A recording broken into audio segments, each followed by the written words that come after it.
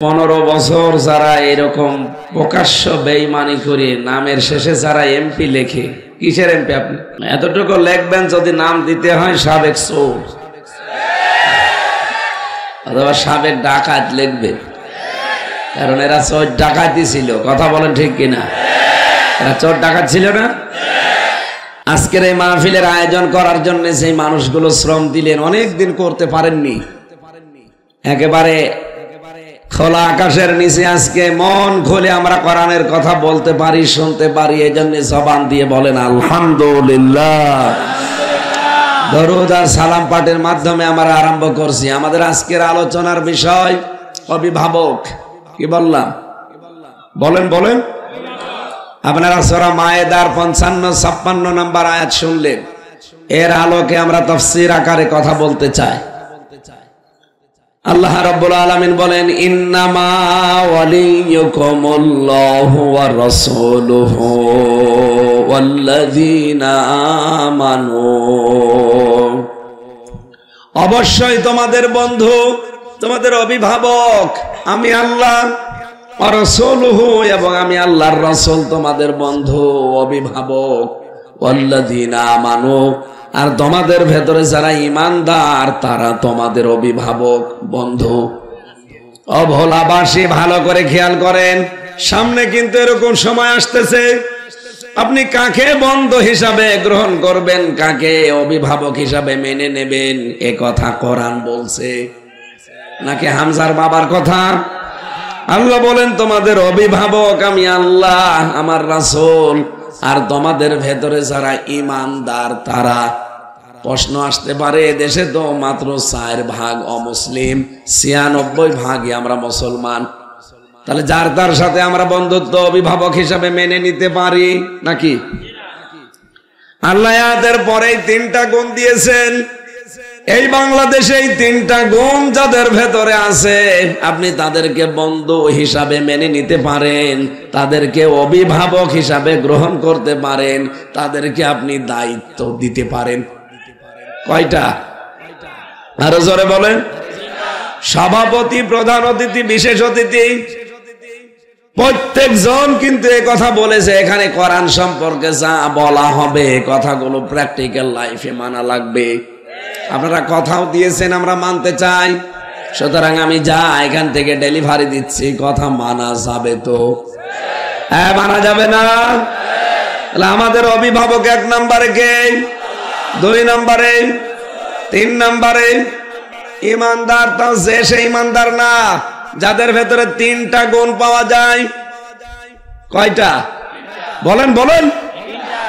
আল্লাহ পাক বলেন, আল্লাযীনা ইউকিমুনাস সালাতা ওয়া ইউতুনাজ যাকাতা ওয়া হুম রাকিউন। এই পৃথিবীতে যে ঈমানদার গুলো নামাজ কায়েম করে, যাকাত দেয়, আর যারা রুকুকারীদের সাথে রুকু করে, তার মানে জামাতবদ্ধ হয়ে নামাজ পড়ে, এই 3টা গুণ যাদের ভেতরে পাবেন আপনি তাদেরকে অভিভাবক হিসাবে মেনে নিতে পারেন, তাদেরকে আপনি দায়িত্ব দিতে পারেন।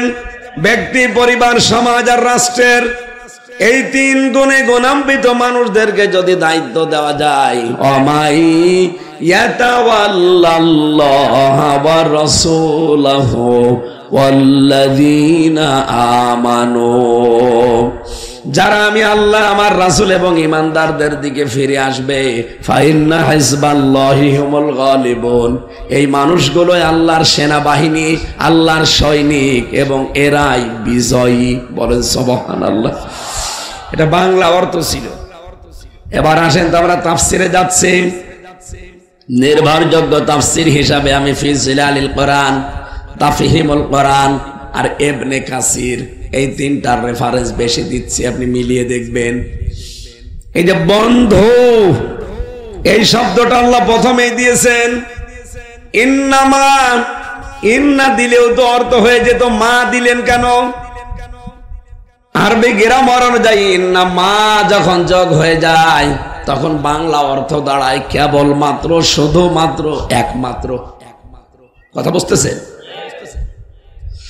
সূরা কাহফের শেষের দিকে আপনি এরকম একটা আয়াত দেখবেন, কুল ইন্নামা আনা বাশারুম মিসলুকুম ইউহা ইলাইয়া। আল্লাহ পাক বলেন, নবী আপনি বলেন আমি কিন্তু তোমাদের মতোই মানুষ, আমি শুধুমাত্র কেবলমাত্র একমাত্র তোমাদের মতো মানুষ।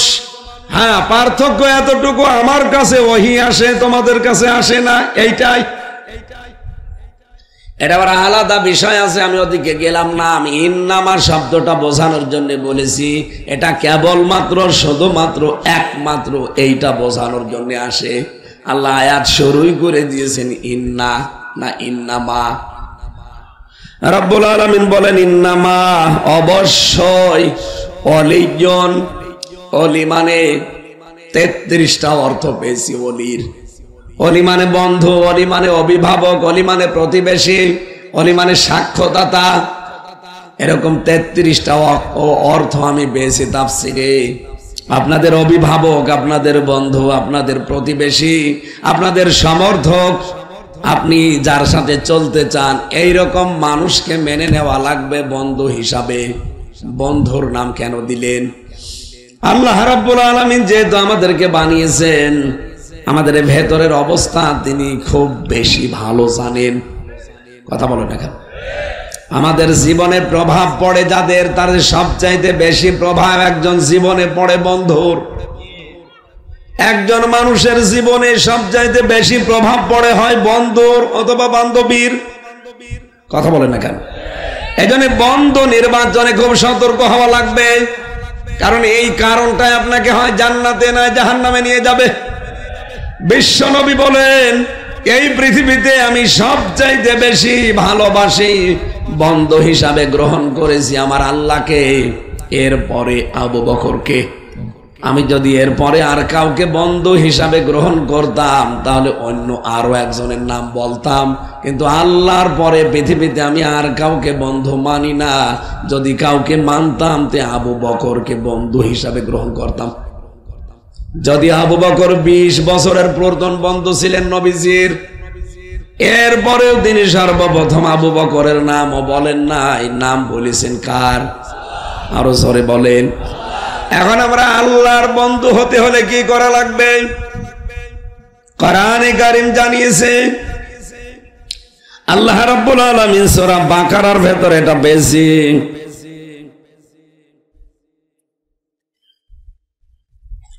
আল্লাহু ওয়ালিয়ুল্লাযীনা আমানু।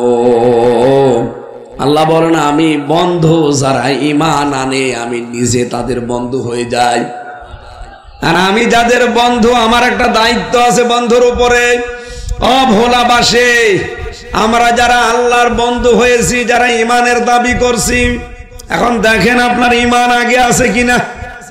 নয়তো আল্লাহ আপনাকে জীবনও বন্ধু হিসাবে মানবে না। বন্ধু হওয়ার জন্য প্রথম শর্ত কি? ঈমান আনা লাগবে। কি এটা বুঝেছে?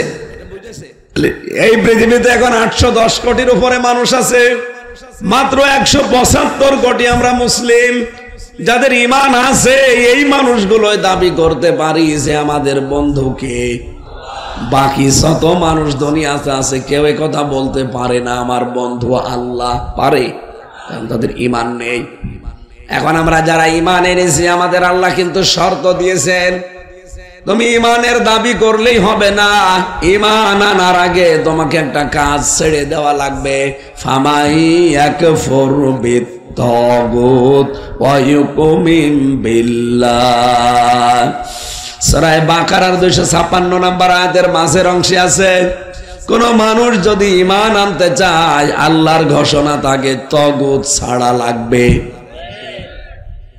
তাগুত ছেড়ে দিয়ে যদি ঈমান আনতে পারেন, লাং ফিসামালাহা, জীবন ওই ঈমান ধ্বংস হবে না। এই বাংলাদেশে যারা তাগুত ছেড়ে দিয়ে ঈমান এনেছে, আপনি তাকান তাদের দিকে, তামাম দুনিয়ায় একদিকে গেলেও তাদেরকে জালেমরা টলাতে পারেনি। এই বরিশাল বিভাগের কৃতি সন্তান ডক্টর শফিকুল ইসলাম মাসুদ, এ পটুয়াখালী বাড়ি, 57 দিন রিমান্ডে ছিল।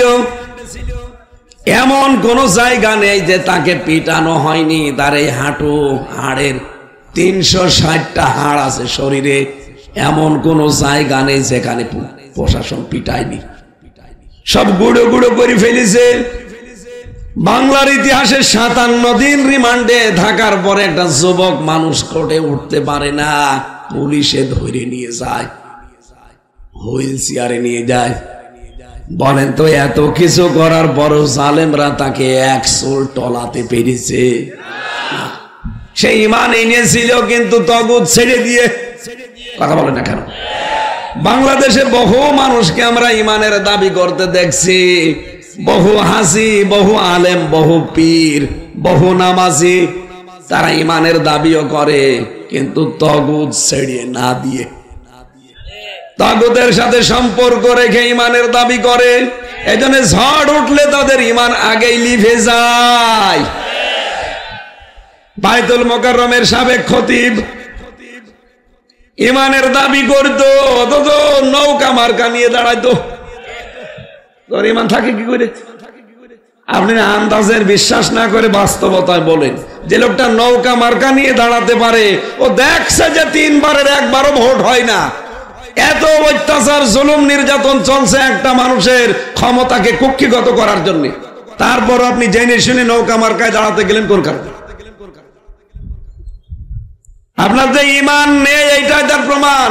আবার ইমামতি করতে গেছে, ঈমান নেই, ইমামতি করতে গেছে। এই জন্যই তো জনগণ মেনে নেয়নি। পরে আবার গেছে, পিটিয়েছে জুতা দিয়ে। পরের দিন আবার স্ট্যাটাস দিয়েছে, জুতা মেরেছে কিন্তু আমার গায়ে লাগেনি। শয়তান।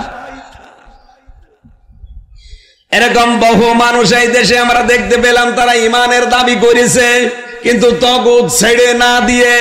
এদের ঝড় উঠেছে ঢাকায়, গোপালগঞ্জ থেকে ঈমান শেষ। কথা বলেন না কেন?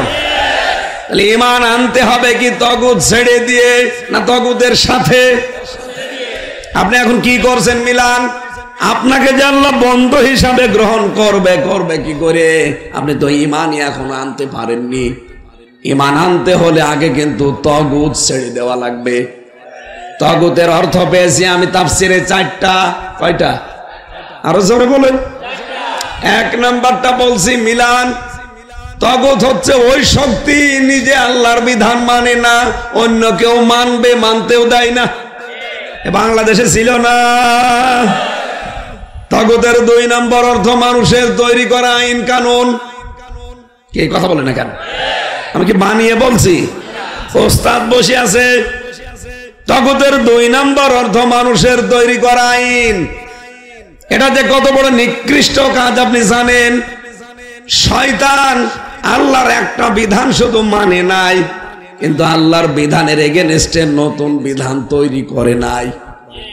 কিন্তু এই দেশে যারা আল্লাহর বিধান মানে না, নতুন করে আল্লাহর বিধানের বিপরীতে বিধান তৈরি করে আল্লাহর বান্দাদের উপরে চাপিয়ে দিতে চায়, এগুলো আরো বড় শয়তান।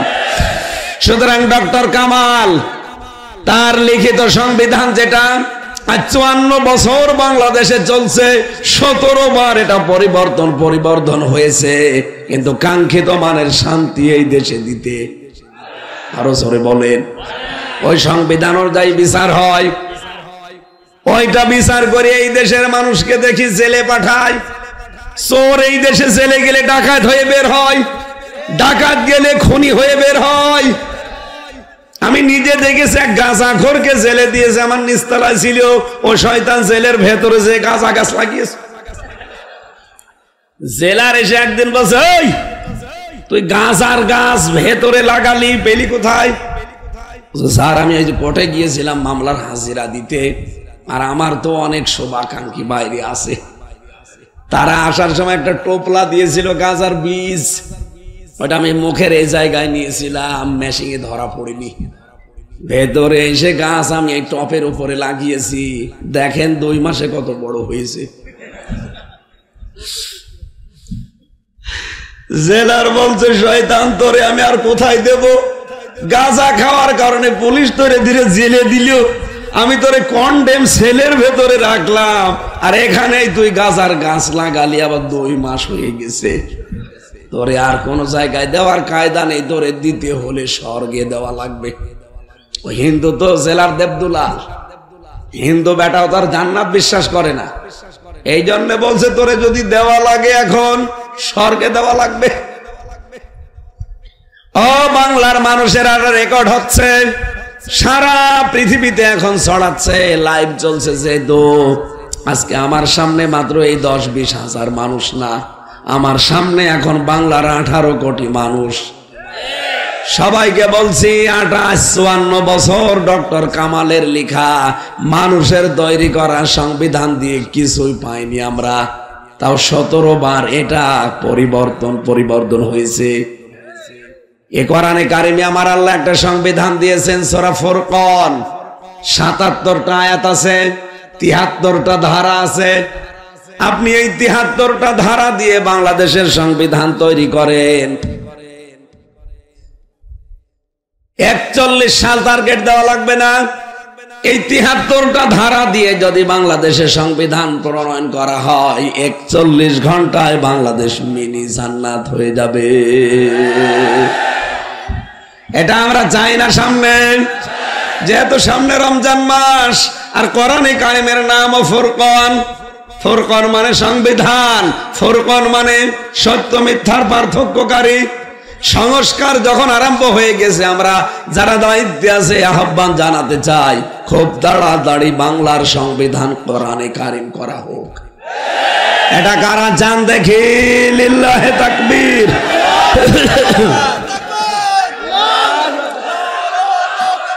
আলহামদুলিল্লাহ।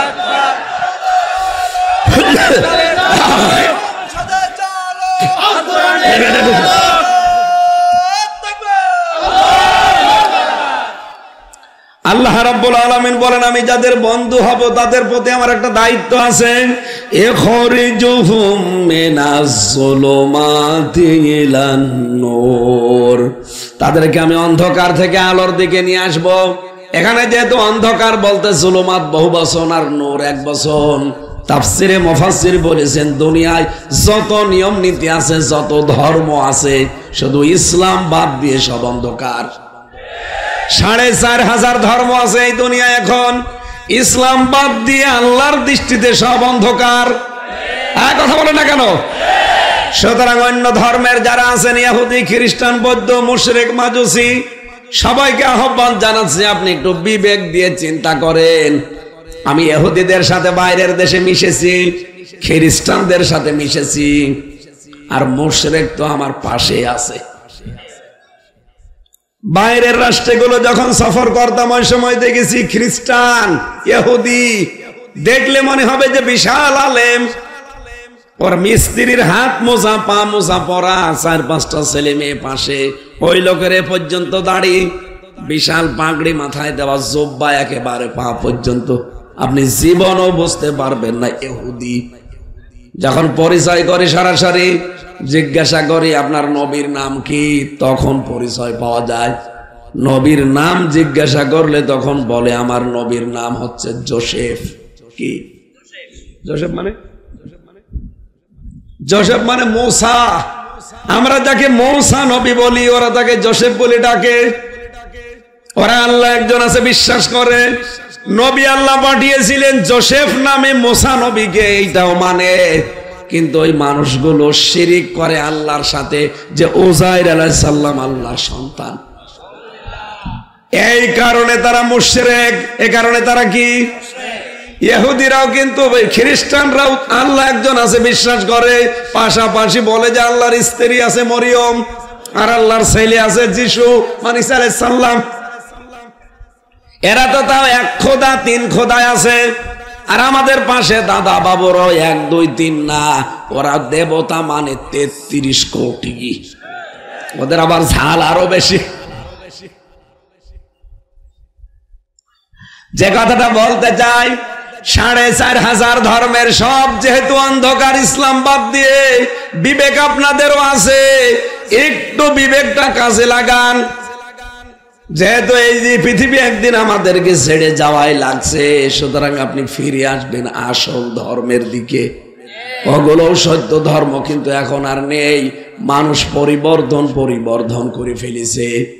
আপনি আশা করছি ফিরে আসেন।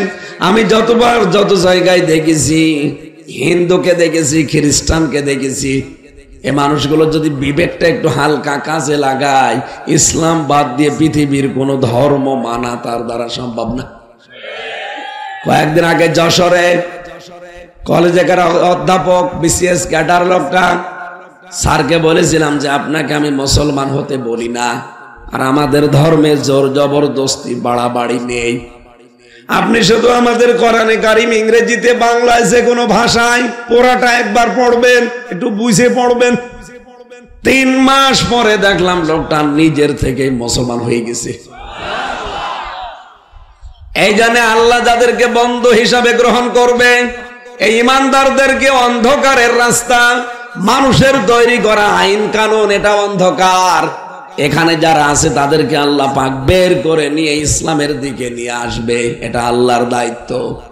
ওয়াল্লাযীনা কাফারু আউলিয়াউহুমুত তাগুত ইখরিজুনাহুম মিনান নূরি ইলাজ যুলুমাত উলাইকা আসহাবুন নার হুম ফিহা খালিদুন।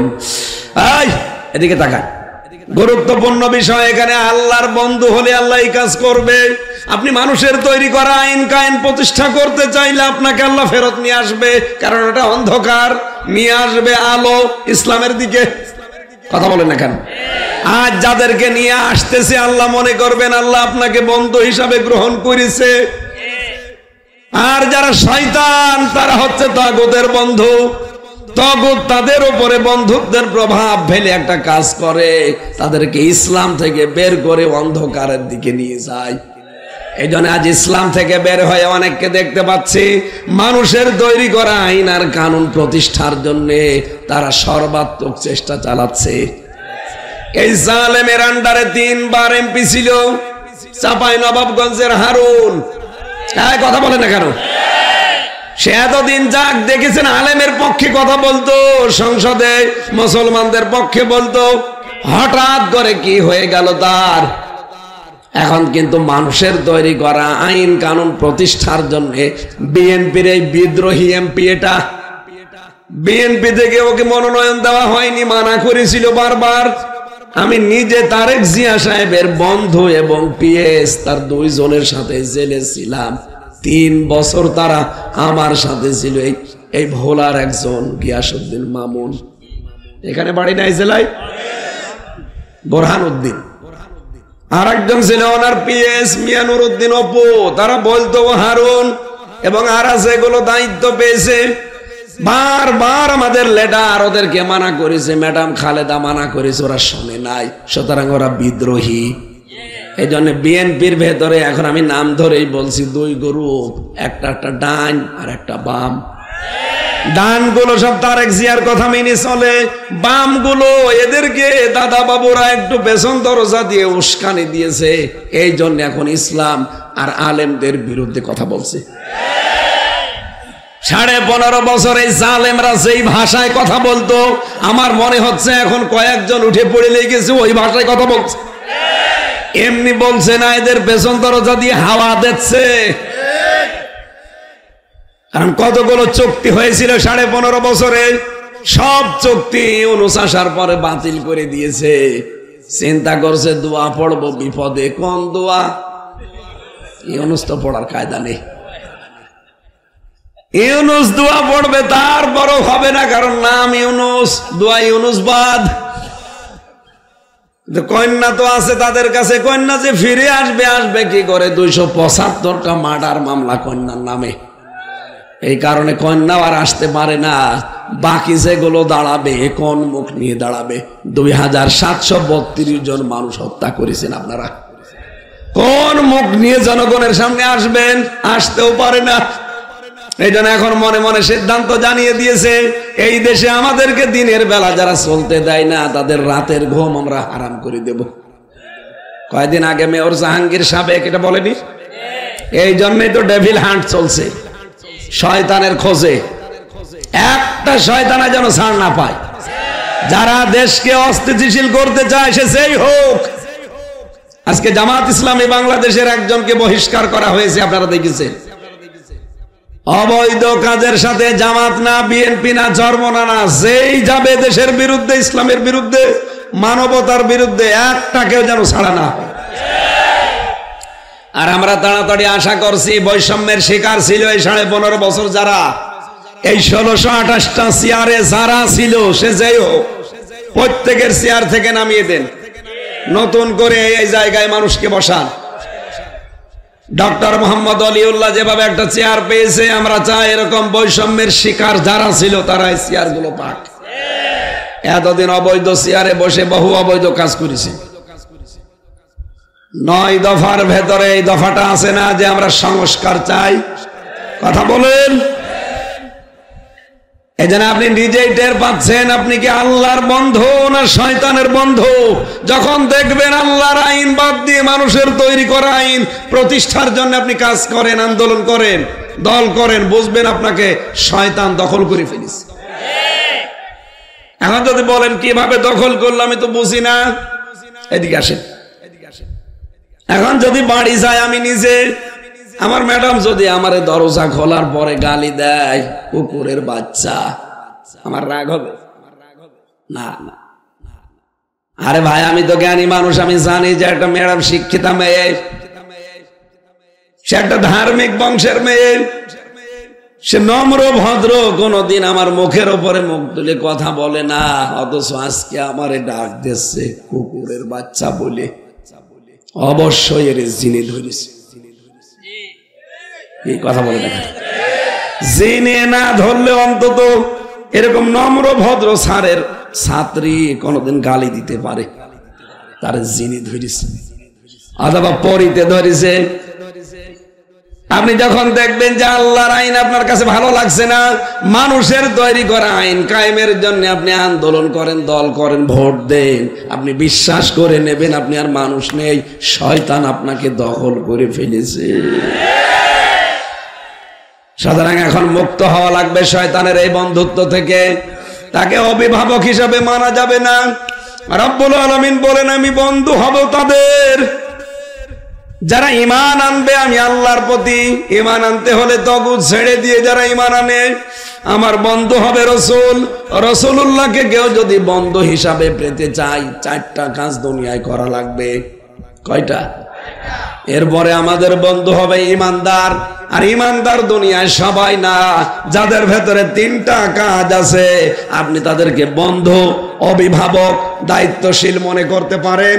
এমনকি পরিবার, সমাজ, রাষ্ট্রের দায়িত্ব তাদের হাতে আপনি তুলে দিতে পারেন নির্দ্বিধায়, কারণ আল্লাহর কোরআনের ঘোষণা তারাই সামনে বিজয়ী হবে। 1 নম্বরে যারা নামাজ কায়েমের আন্দোলন করে।